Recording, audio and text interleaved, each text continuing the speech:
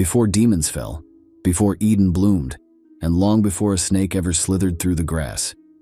There were the ones who burned, not out of punishment, not in rage, but with purpose. You've probably seen the paintings, majestic winged beings with glowing halos and flowing robes, humming above clouds with gentle smiles. But the truth, the oldest stories tell it differently, much differently. The Seraphim weren't pretty. They weren't gentle. They were terrifying. Powerful, too bright, too strange, too close to the source.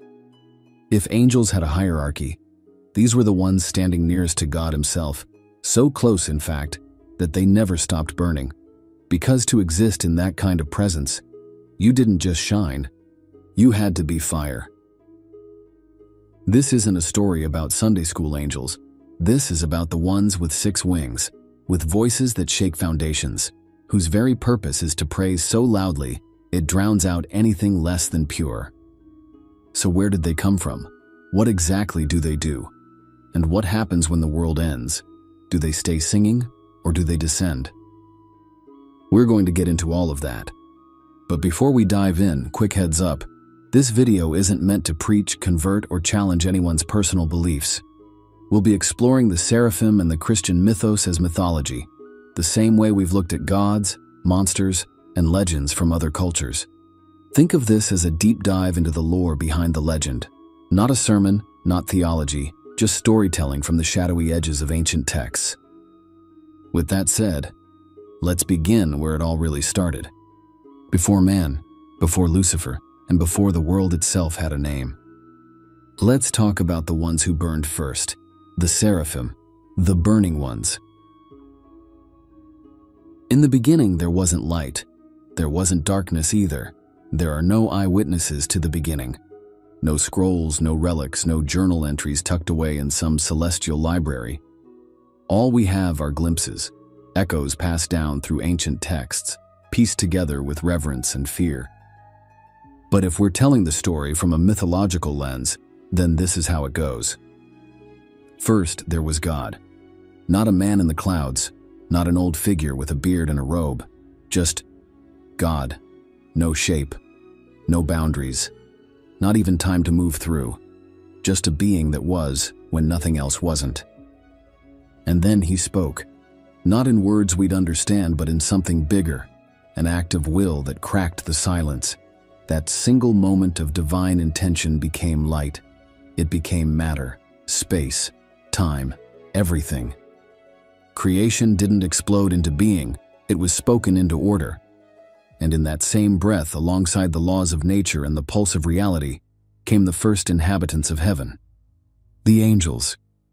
Not all at once, not as one homogeneous group. They were made in tiers, an intentional hierarchy with purpose embedded into every part of their being. Some existed to deliver, others to protect, a few to govern the machinery of the universe itself. And before any of them took form, before Earth was even drawn up on the divine blueprint, there was a special tier, the first, the Seraphim. They weren't created to roam fields or deliver prophecies. They weren't made to interact with humanity or patrol the edges of the world. They were made for proximity, for presence, for purity. They were created to dwell near the throne.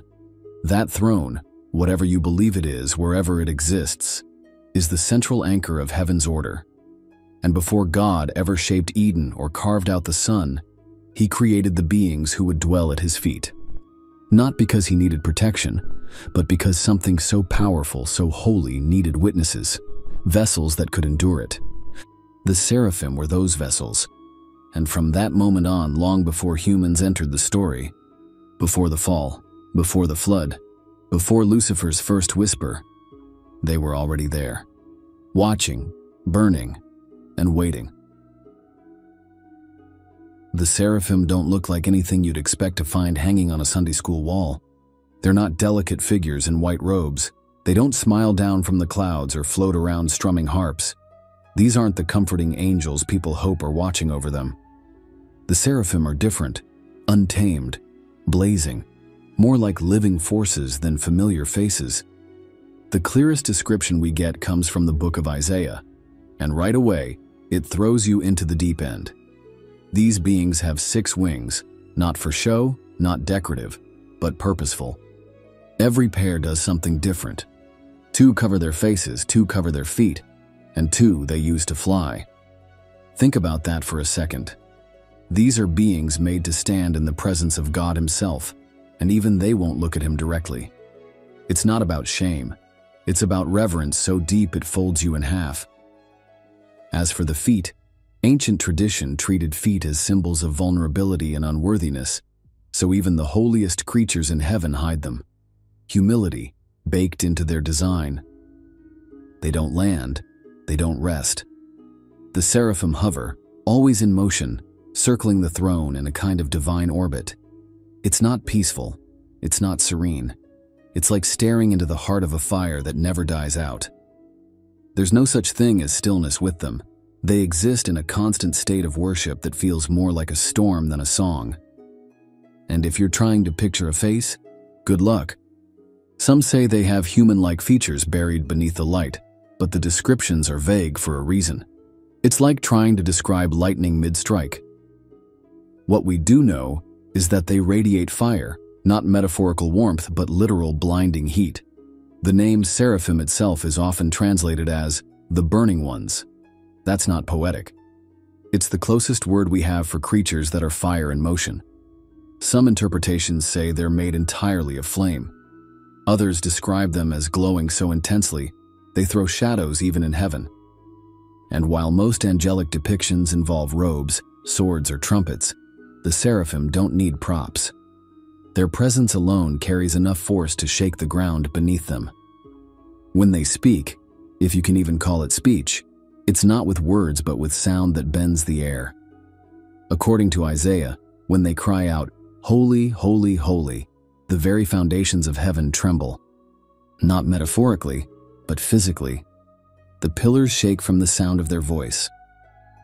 There's no gentle aura here, no soft light or warm feelings. This is raw, overwhelming majesty. These are beings made to exist in proximity to the divine, creatures so high on the angelic ladder that they hover at the edge of comprehension. So if you're ever imagining what a being like that would look like, don't reach for wings and white robes. Think fire, think pressure, think glory so intense your bones forget how to stand. Because that's what they are, and even among angels, they're the ones other angels don't mess with. Hey everyone, just a quick intermission here. I wanted to say thank you for watching this video. It really means a lot to me. Did you know that over 80% of you who are watching right now aren't subscribed to the channel? If you've enjoyed this content so far, it would be incredible if you could hit that subscribe button. It's a small gesture, but it really helps the channel grow and ensures that you won't miss any more of our fascinating stories we explore together. Also, if you're feeling generous, please give this video a thumbs up, leave a comment, and share with anyone else who may enjoy it. Your support really does make a difference and keeps the content coming. Thanks again, and let's get back to the story. There's a structure to heaven, one you don't often hear about unless you really dig into the lore. A kind of spiritual chain of command. 9 tiers of angels, grouped into 3 spheres, each with its own purpose, proximity to God, and weight in the divine order. At the bottom are the ones people are most familiar with: guardian angels, messengers, and warriors. These are the angels that show up in dreams, deliver revelations, or fight off demons in stories of miracles and battles. Above them are more abstract beings, powers, virtues, dominions, less about personality and more about maintaining balance, order, and the laws of nature itself. And even further above them were the ones who governed the essence of heaven, the seraphim, cherubim, and thrones. And the seraphim existed above them all.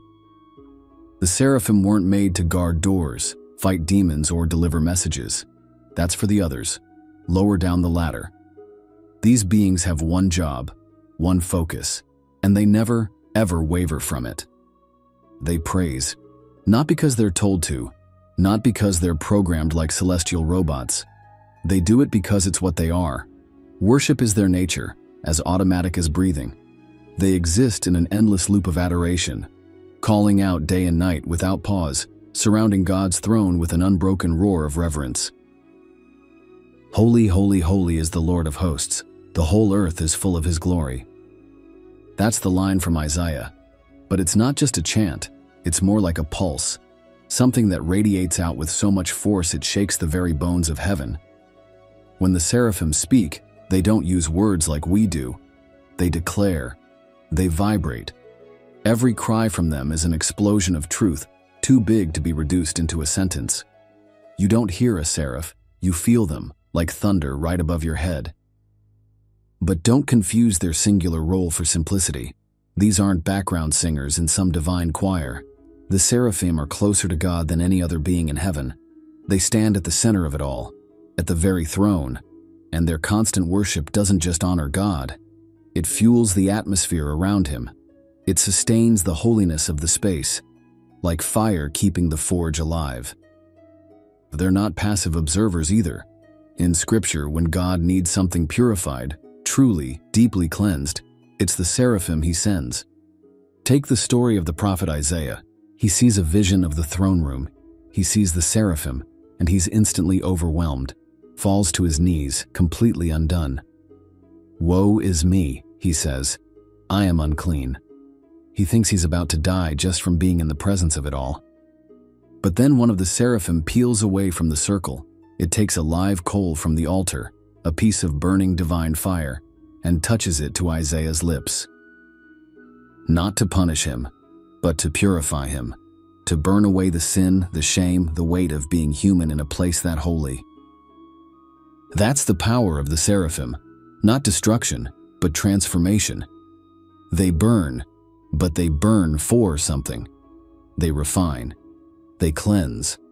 They make people ready for what's coming next. They don't speak to mortals often, and when they do, it's never casual. They don't deliver love letters or warnings about floods. That's left to the messengers, the angels of lower choirs. The seraphim only get involved when something truly sacred is at stake, when a soul needs burning clean, when the throne is moving, when something eternal shifts. As far as power goes, they don't need swords. They are power. Their very presence is a force of purification, glory, and unfiltered truth. Some ancient texts even hint that their fire is what lights the heavens, that without them, the divine realm would fall into silence and stillness. They are, in every sense, the heartbeat of the holy. And unlike other angels, their loyalty has never wavered. When Lucifer fell, the seraphim didn't even flinch. They didn't question, didn't hesitate. They stayed in place, wings spread wide, calling out the same word they always had. It's not a battle cry. It's not a request. It's just the truth, spoken by those too close to God to say anything else. When it comes to the hierarchy of heaven, no one stands closer to God than the seraphim. They don't just serve him, they orbit him, constantly, relentlessly. They're not advisors or messengers or soldiers, they're something else entirely. Think of them like gravity, pulled so tightly into God's presence that they can't exist anywhere else. They don't leave the throne room, they don't wander. They burn because they're too close. And here's the thing, they want to be that close, not out of fear, not because they're afraid to fall, but because that nearness to God is what gives them meaning. The seraphim exist for one reason, to reflect his holiness back at him like mirrors made of fire. They don't question him, they don't doubt him, they don't flinch when the world spins into chaos, because they see him, not in theory, not through filtered messages, but directly. And even they can't look at him. That's what makes this relationship so wild. These are the closest beings to God in all of creation, and even they have to cover their faces, not because they're weak, but because God's presence is that overwhelming, that pure. So the seraphim shield themselves, not to protect their pride, but to show reverence. They're not equal partners. They're not having conversations or sitting in council, but that doesn't make their connection any less profound. It's intimacy through awe, through surrender. They know him in a way no other being can, because they never step away. They exist inside the heat of God's presence, and they never burn out. You won't find them arguing, rebelling, or even asking questions. The seraphim are past that. They're not seeking meaning. They are meaning, locked in orbit around the one source that defines everything else. No doubts, no distance, just constant nearness and constant praise. It's not servitude. It's devotion so complete it redefines what it means to be close to something greater than yourself. And in the end, it's not about power or rank or wings. It's about proximity. They don't carry out God's plans. They don't intervene in mortal affairs. But they never stop singing. Because to the seraphim, God is the plan. And being near Him, that's everything. When most people think of the end times, fire, wrath, judgment, they picture angels with swords, trumpets echoing across the sky, maybe the 4 horsemen tearing through the world. But the seraphim, they're not marching in with armies. They're not here to deliver messages or open seals. They're already in place, always have been. The seraphim don't react to the apocalypse. They don't descend from heaven with orders. They don't suddenly appear in the final hour like some divine cavalry. They've been standing at the throne, burning, watching, praising since the beginning. And they'll still be there when the last light fades. Their role isn't about what they do during the end times. It's about what their presence means. See, the seraphim aren't soldiers. They're not planners. They're a sign, a signal that God hasn't moved, that even as the world cracks and unravels, the center still holds. They're the flame that never flickers, the praise that never stops, the constant reminder that the throne is not empty. In some interpretations, their cry, "Holy, holy, holy is the Lord," doesn't stop for a single moment. Not even when judgment begins. Not even when everything we know starts to fall apart. That voice, their voice, keeps echoing like a heartbeat of heaven. And maybe that's the point. Because while other angels go out to fight, to blow trumpets, to pour bowls of wrath and fulfill prophecy, the seraphim stay where they are. They don't change. They don't panic. They don't shift with the winds of war. They remain. And that, in a world collapsing under its own weight, is terrifying and beautiful all at once. They are proof that God is still on His throne. That holiness hasn't blinked. That glory hasn't moved an inch. So when the skies tear open and the mountains fall and every eye turns to heaven, wondering if there's still something steady behind the chaos, that's when you realize the seraphim never stop singing. Because for them, the end of days isn't the end. It's just another verse in the same eternal praise. The seraphim aren't the kind of angels you pray to. They're the kind you whisper about. The kind you don't fully describe because, if we're being honest, words don't do them justice. They weren't made to carry messages, or comfort shepherds, or sit at the end of your bed with feathered wings and a gentle glow. They were made to burn, to orbit the throne of God in a storm of fire and praise, to exist so close to the divine presence that even they have to cover their faces. 6 wings, endless voice, no beginning, no end, just holiness, too raw for the human eye. And maybe that's why they've stayed with us through the centuries, through scripture, art, mysticism, and even pop culture. Not because we understand them, but because deep down we know there's something out there bigger than us, older than us, and terrifying in a way that's beautiful. The seraphim don't make sense, and they're not supposed to. They're the part of the story that reminds us we don't have all the answers. Just awe. And maybe, just maybe, that's enough.